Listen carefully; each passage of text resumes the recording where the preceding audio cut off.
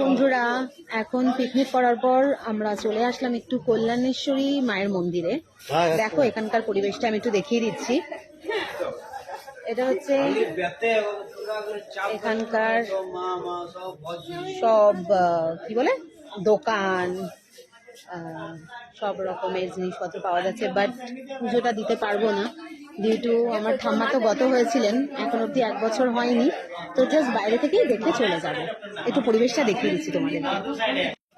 মা যাচ্ছে, বাইরে থেকে দেখেই মন শান্তি নিয়ে যাবো আর কি।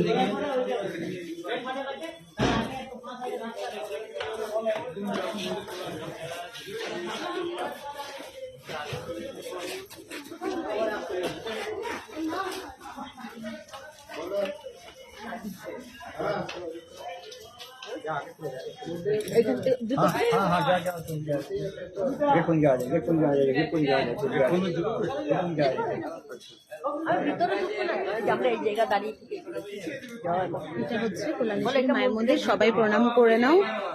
এর থেকে বেশি ভেতরে আর যেতে পারবো না, উচিত নয় আমাদের যাওয়া।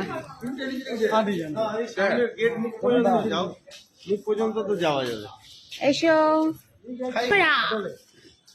আচ্ছা ঠিক আছে।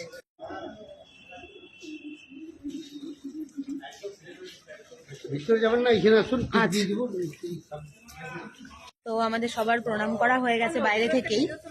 হ্যাঁ, এবারে আমার ভাই আর এই যে আমার ভাইয়ের মামি, আন্টি, ওই যে আঙ্কেল দাঁড়িয়ে আছে, আর ভাইয়ের মাসি, সবাই আমরা এই কেসরি হ্যালো